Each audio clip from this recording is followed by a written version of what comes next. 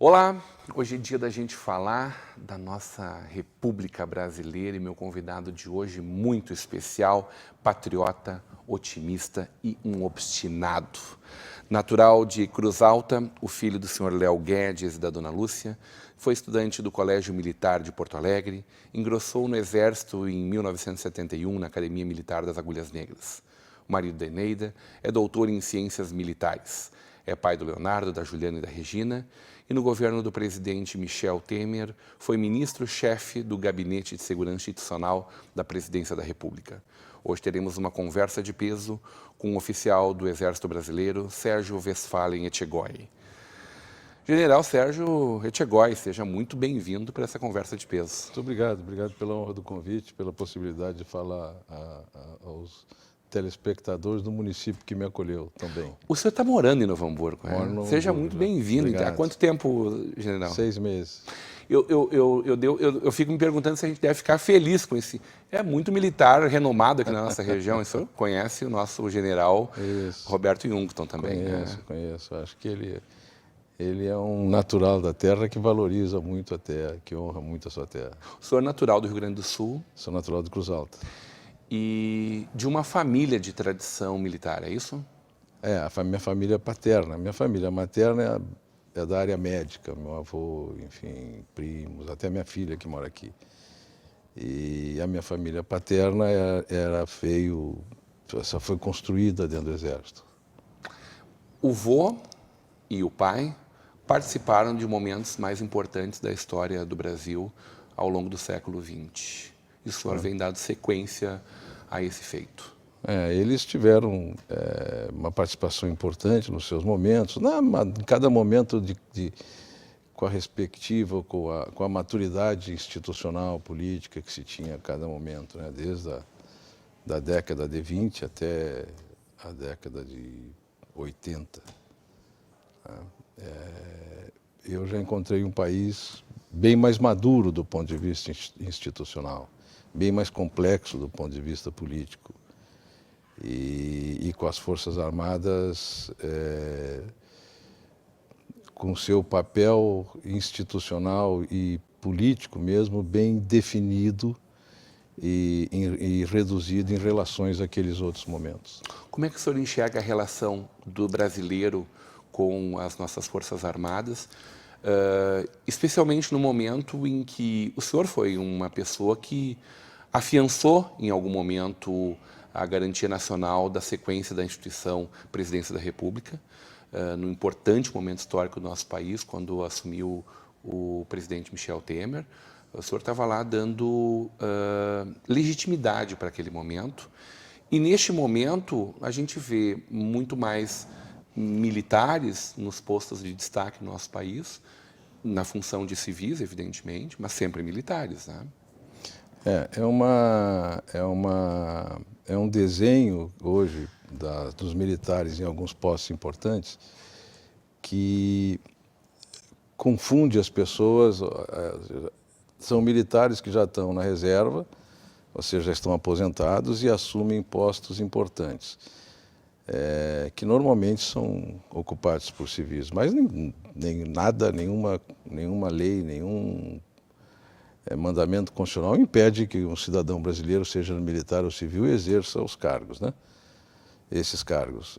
E se confunde isso um pouco com o Exército, ou seja, o Exército, não. O Exército está no canto dele, com o seu comandante, fazendo o que tem que fazer, e alguns militares ocupam posições hoje, no primeiro, segundo escalão, importantes do governo. Mas saudados, general, saudados por grande parte da população. Saudados. Eu acho o seguinte, a questão não é se o ministro, se o secretário, enfim, se a autoridade é civil ou se é militar. Eu acho que a questão não é essa. Eu acho que a questão... Tem duas coisas que têm que ser vistas para entender esse fenômeno. Primeiro se o que a gente tem ali é um cidadão comprometido com o bem público e com o resultado que o Estado precisa. O Estado brasileiro é pesado, é lento, não é competitivo, e a gente precisa dar uma chacoalhada nisso e transformar isso no Estado mais moderno, como são aqueles que estão dando mais certo do que nós. A outra questão por que os militares voltaram? Por que há tantos militares saudados pela população? Eu faria a pergunta ao contrário, não ao contrário, eu faria a pergunta pelo outro viés. Por que não tem civis? Onde estão as nossas lideranças civis, ou o que aconteceu com ela, que um presidente que ganhou uma eleição com a proposta de trazer militares para ocupar essas posições? Porque isso foi uma promessa de campanha do presidente Bolsonaro, né? Se foi uma promessa de campanha dele, e ele está cumprindo, como está cumprindo muitas outras, ou tentando cumprir, enfim, aí é uma questão do governo, eu não sou analista do governo. Mas por que ele teve que trazer militares e por que a população desacreditou um pouco dos políticos civis no desempenho dessas funções, dessas responsabilidades? Eu acho que essa é a análise que a gente devia fazer para melhorar e ir para frente. A escolha sua de seguir uma carreira militar, com certeza tem relação direta com a sua família. Tios também, bisavô também, né? Não, meu bisavô não. Desculpa, seu tio-avô, né? Meu tio-avô. Tio-avô também, que foram destacados dentro do Exército Brasileiro, né? Imaginava que pudesse chegar tão longe, em que pese nunca assumiram um cargo da responsabilidade que o senhor assumiu, desta monta, dentro da nossa República, mas sempre andaram muito próximos, sempre estiveram lado a lado dos presidentes da República em vários momentos, né? A opção pela carreira militar, ou a vocação militar, eu desenvolvi no Colégio Militar. Gostei do que vi, gostei dos desafios, me adaptei muito bem à questão disciplinar, e, enfim, essas coisas eu gostei, achei que eu tinha a oposição do meu pai não queria que eu fosse militar. Não queria? Não. Imagina. Meu pai não queria, ele achava que era uma carreira muito sacrificada e muito mal paga, que tinham outras opções que eu podia escolher. Mas todo filho tende a teimar e a contrariar, né? Eu passei 47 anos dentro de uma instituição que me proporcionou todas as realizações que eu podia esperar, e mesmo as que eu não sonhei. A gente não começa uma carreira longa dessas, porque é uma carreira longa, imaginando para chegar em algum lugar, entendeu? É uma construção, como é uma carreira muito, muito avaliada, com muitos pontos de seleção, de avaliação.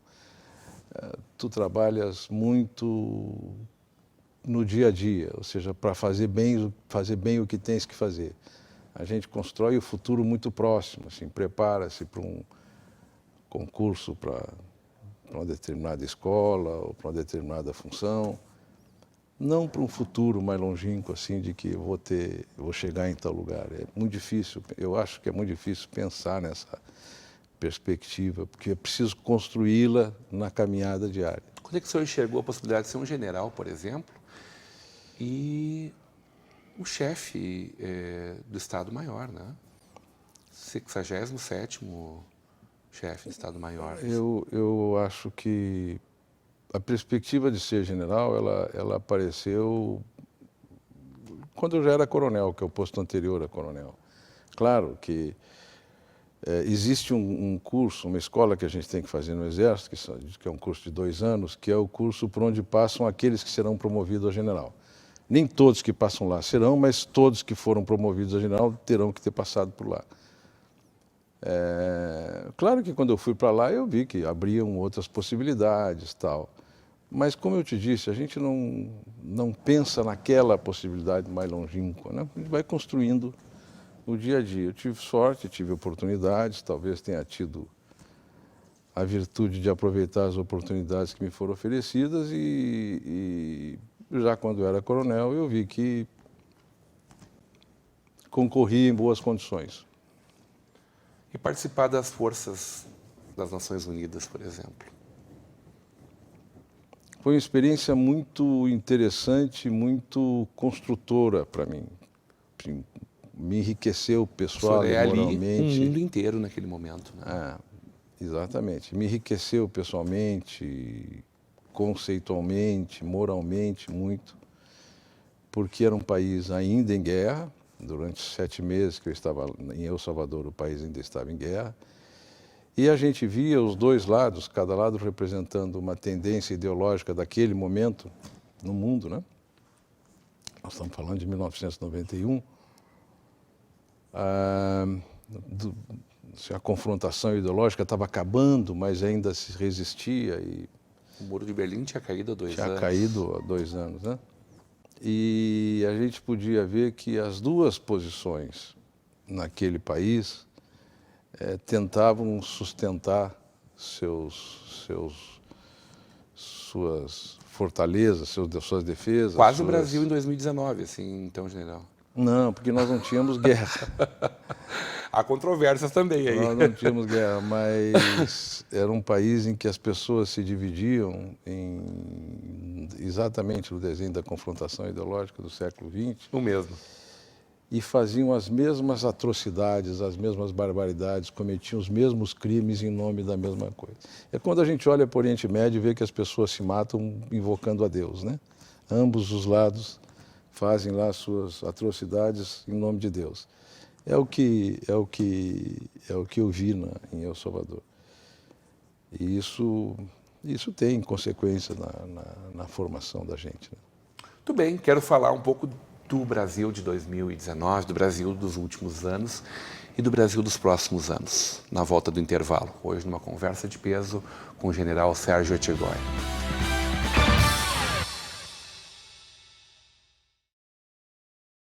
De volta para uma conversa de peso, hoje recebendo o general do Exército Brasileiro, Sérgio Etchegói, general.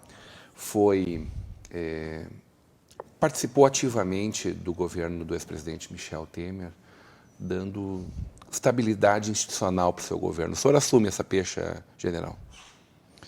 Olha, eu tenho dito o seguinte, todo o espaço, quando a gente trabalha tão próximo do presidente, como era o meu caso, a gente só ocupa o espaço que ele concede.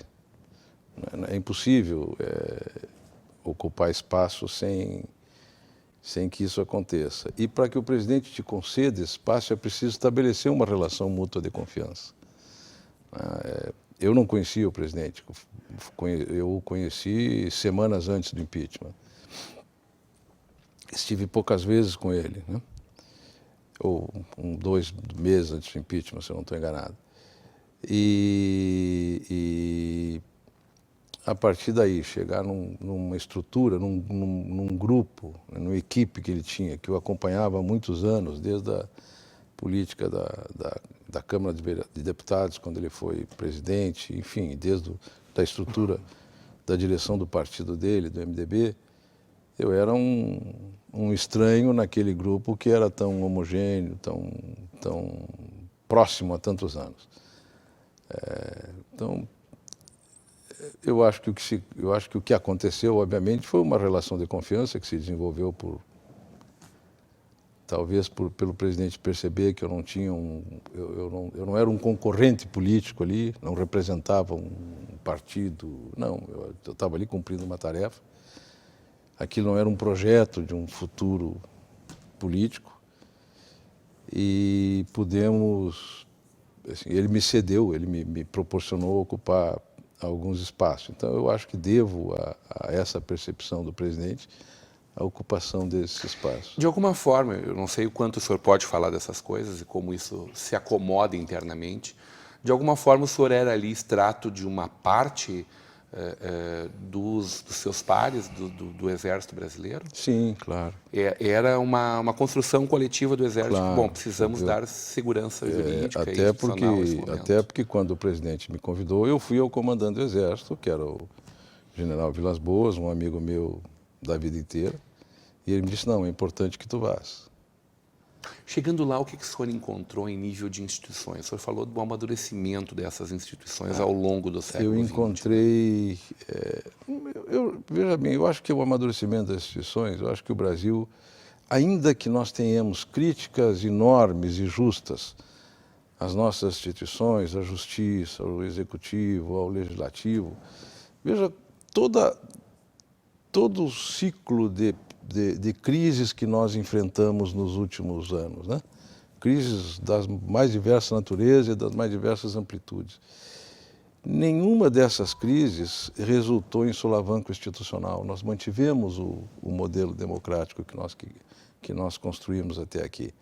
É maduro? Não, ainda temos muito para caminhar. As instituições precisam melhorar muitíssimo. Nós temos hoje um povo melhor que as suas instituições. Temos? Certamente temos. As instituições hoje só estão de pé porque o povo as segura, não é porque os instituídos as garantem, né? É porque eu acho que a nação, como conjunto da sociedade, se submete às instituições. Muito mais do que as instituições conquistam o respeito. E aí sim, não. A sociedade brasileira, eu acho que já amadureceu o suficiente para entender que sem institucionalidade um país não tem sequer ordem e não vai crescer. E banca as instituições muitas vezes, né? Basta a gente ver, eu estou relatando realidades aí que são... Quem tem WhatsApp hoje sabe o que eu estou falando. Notórias, públicas notórias. Então eu acho que isso... Na presidência da República nós encontramos eu encontrei um ministério, que é o Gabinete de Segurança Institucional, absolutamente relegado a uma 10ª prioridade por falta de vaga na 11ª, vamos dizer assim. Sem interlocução, sem credibilidade, sem papel, reduzido a uma equipe de segurança do presidente da República, da presidente da República. O que é um absoluto absurdo, é uma coisa incompreensível, né? O Brasil é uma das 10 maiores economias do mundo. Não é uma das 10 maiores economias do mundo desde a semana passada. Isso há 50 anos nós somos. Verdade. Né? Uma economia, um país do tamanho do nosso, que se coloca entre as 10 maiores economias há pelo menos 50 anos, não pode prescindir de um bom serviço de inteligência, não pode prescindir de uma boa assessoria de segurança internacional para ajudar o presidente a interpretar o que acontece no mundo. Olha, quem imaginava que a gente ia viver uma questão como a Venezuela aqui na nossa fronteira, né? Quem imaginava que a gente hoje estaria vivendo esse conflito? Esse é um conflito, essas divergências tão profundas entre Estados Unidos e China. E ao mesmo... O senhor falou do Maduro. Não, o senhor falou do Maduro, o senhor falou Maduro. Vamos aproveitar para falar do Maduro, então. O senhor já falou em outro momento que não fosse impeachment, talvez hoje seríamos uma Venezuela. De que forma a gente consegue avançar ainda mais essas instituições? O senhor falou também em outro momento de como viu a ABIN quando chegou lá e foi, inclusive, destacado que o senhor ajudou a recompor grande parte dessa estrutura. Como o Brasil pode fazer para, mais do que se aliar a uma outra ideologia, a poder caminhar para frente embargando todas as ideologias, né? Abraçando todos eles e fazer com que as coisas evoluam? Eu vou falar uma coisa muito perigosa aqui, mas como eu estou em casa, em Novo Hamburgo eu me sinto em casa, eu não acredito em ideologias. Não acredito. Eu acredito em questões que dizem respeito à dignidade, à vida humana e à prosperidade. Essas questões, elas são muito mais...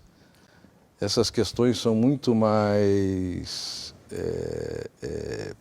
estão muito mais no mundo que a gente vive do que podem ser explicadas ou controladas ou influenciadas por posições ideológicas. Vamos olhar para o Brasil e ver assim, nós tivemos uma experiência de esquerda mais ou menos à esquerda nos últimos 24 anos, PSDB e depois o PT.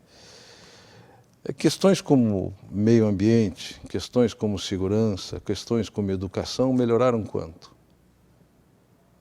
Quando a gente vê a segurança, ela melhorou quanto? Piorou muito. Quando a gente olha para a educação, o país como um todo, não olhar para esse nicho especial que é Novo Hamburgo, mas quando a gente olha para o Brasil, quanto melhorou a nossa educação, a saúde. E elas tiveram abordagens ideológicas de variados matizes e nunca melhoraram. Então, eu não acredito que a gente tenha ideologias que nos ajudem a prosperar. Nós temos fundamentos econômicos, necessidade de gestão, coisas como honestidade não tem partido, coisas como competência gerencial não tem ideologia, né? Então eu acho que os países... Olha, vejam bem, a China tem competência gerencial. Verdade.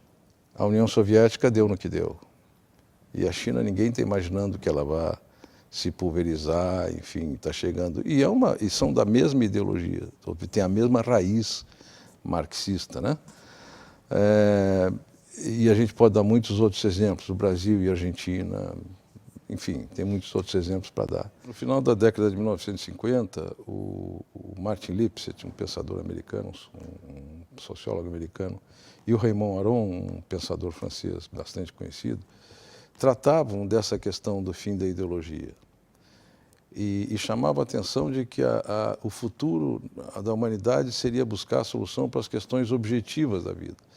O que aconteceu conosco no Brasil é a criação do nós e eles, como se diz, que não é uma coisa pueril, não é uma coisa simples, uma coisa séria, que nos dividiu, como nós nunca estivemos divididos.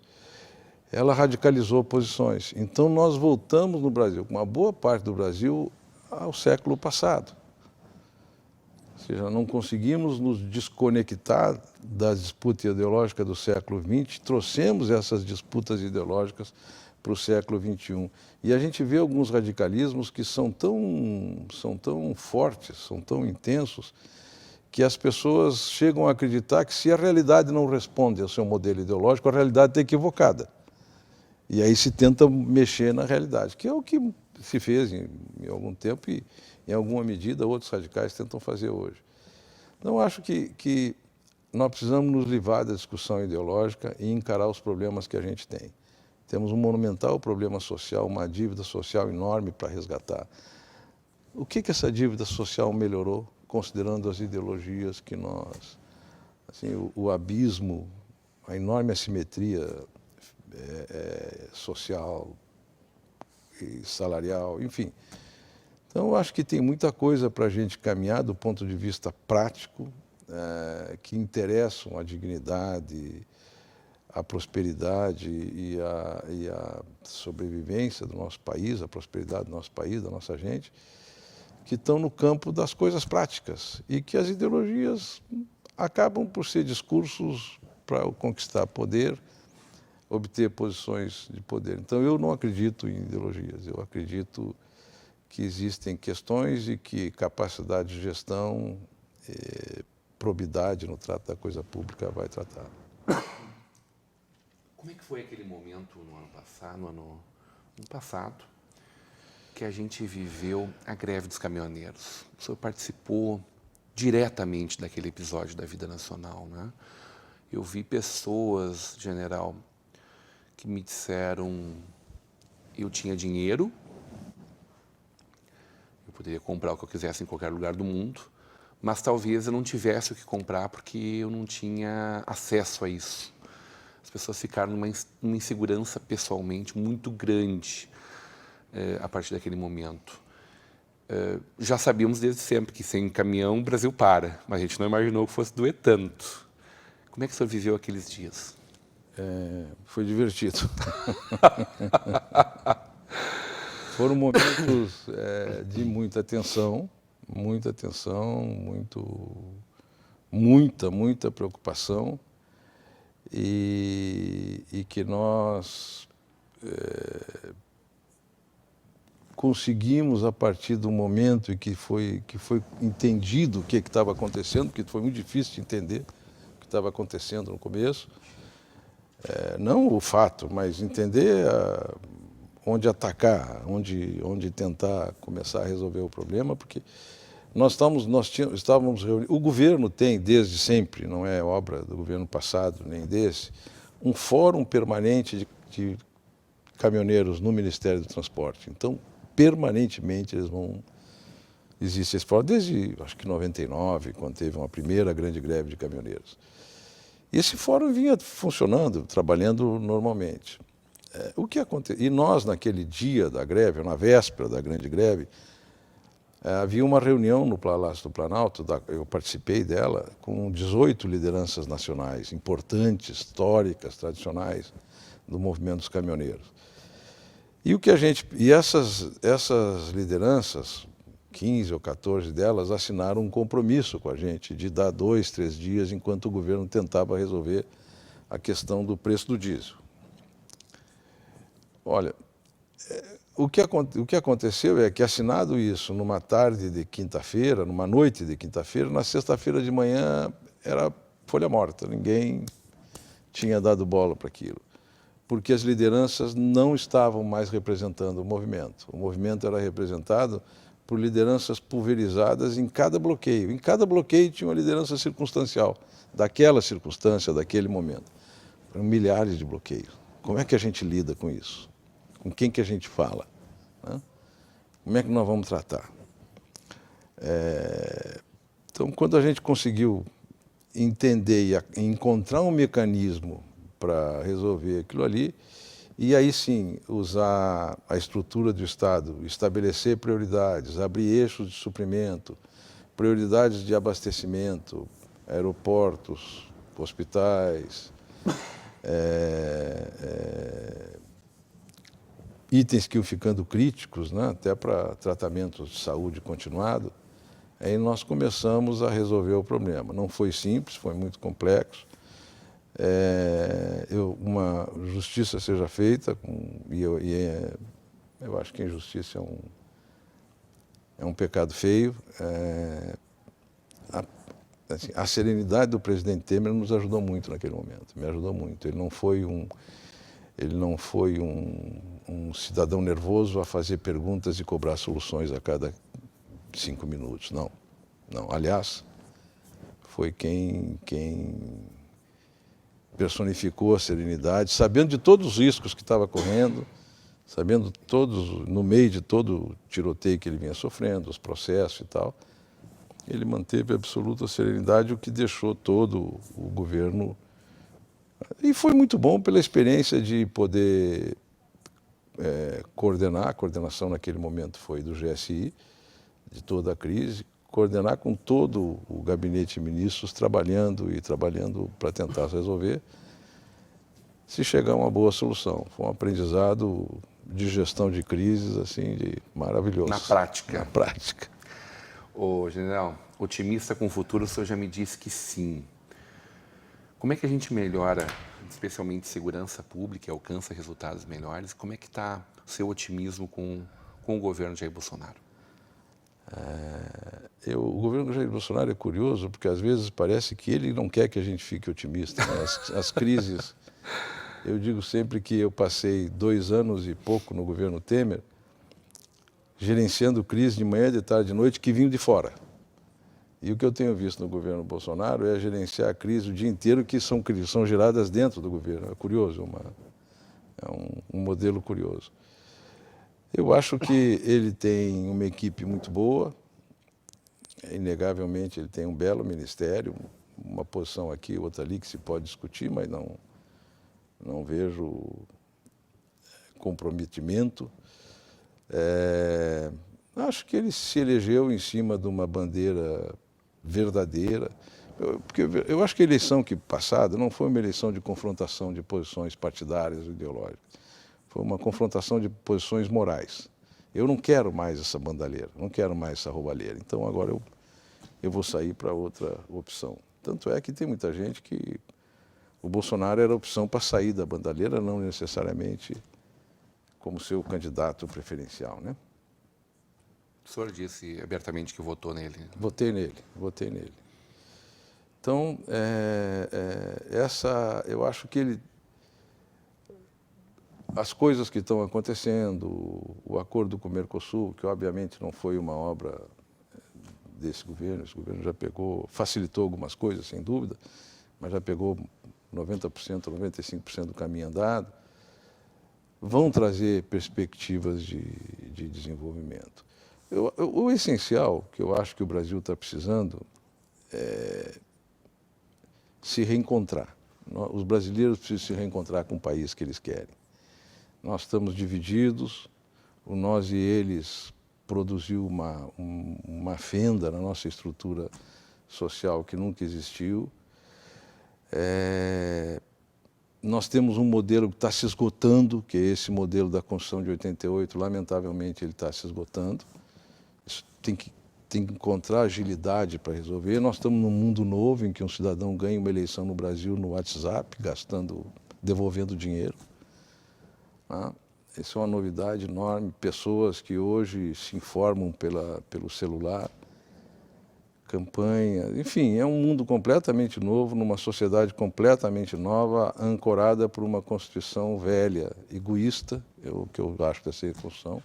Eu acho que ela é uma Constituição egoísta e é uma Constituição com algumas coisas que ultrapassam a linha do ridículo, né? Tratar de time de futebol, de OAB, de felicidade na Constituição é uma coisa um tanto quanto ridícula, não se sustenta nenhum conceito do direito e egoísta porque ela, na minha opinião, ela promoveu individualidades e não investiu na criação de uma sociedade, de uma nação. Ela protege as individualidades, mas não favorece a criação de uma nação. Então, acho que esse modelo está esgotado e a gente precisa, os brasileiros precisam se reencontrar com o seu país. Nós precisamos encontrar a nossa Moncloa, como o Pacto de Moncloa dos espanhóis, e nos encontrarmos em torno disso e seguir em frente. Nós até aqui já faz 50 anos, 40 anos, estamos tentando construir o futuro olhando para os faróis voltados para trás e olhando para um retrovisor trincado. Não vai dar certo essa conta. Não vai dar certo. Como é que o senhor foi lembrado, convidado a ser candidato à presidência da República e tentaram filiar o senhor, né, PMDB? O senhor disse, não é o meu caminho, é isso? Não, não é. Não tenho talento. Nem achava naquele momento que o Brasil precisava de um outsider. Não. O que a gente precisa é de político, de bom político. A crise que a gente vive é política. Se ela é política, a solução é política. Eu não conheço a solução política. Não era sequer minha ambição pessoal. Ou seja, não, eu vou ser candidato a presidente da República para enriquecer o meu currículo, ou quem sabe você ser presidente da República para ter a glória de ter Teria feito mais voto que Meirelles, general. Como é que é esse negócio de aposentar o coturno? O general aposenta ou dorme sempre calçado? Não, acabou. A gente... Está buscando viver mais perto dos netos? Claro. Curtir uma pescaria? Como é que é essa? Eu acho que é prudente todo homem, todo ser humano, todo homem, toda mulher, entender que a vida é feita de ciclos. Terminou um ciclo, vamos festejar um novo ciclo em vez de chorar o antigo. Está encerrado, está encerrado. O novo ciclo me dá outras oportunidades, cuidar dos meus estar um pouco mais junto dos meus filhos, um pouco mais junto com meus netos. É uma experiência na iniciativa privada que eu nunca tive, que comecei ontem. Enfim. Que experiência é essa? Pode falar para nós? Posso. Eu fui convidado e aceitei para a vice-presidência do conselho de uma grande empresa de comunicação, uma grande empresa de comunicação e relações públicas, que a sede é São Paulo. É um trabalho de conselho, de passar 2, 3 dias por mês em São Paulo tratando dessas coisas. O que me ocupa faz a cabeça trabalhar. Eu sempre disse o seguinte, depois que eu parar, eu não quero emprego, eu quero trabalho. Não tem problema com trabalho. Eu não quero emprego, não quero hora para sair, hora para chegar, uma mesa para sentar, não. Adorei conversar com o senhor, obrigado pelo carinho. Muito prazer pela oportunidade, foi ótimo isso. Hoje uma conversa de peso com o general Sérgio Westphalen Etchegóin. Continue agora com a programação da nossa Vale TV, da nossa rede comunidade de televisão.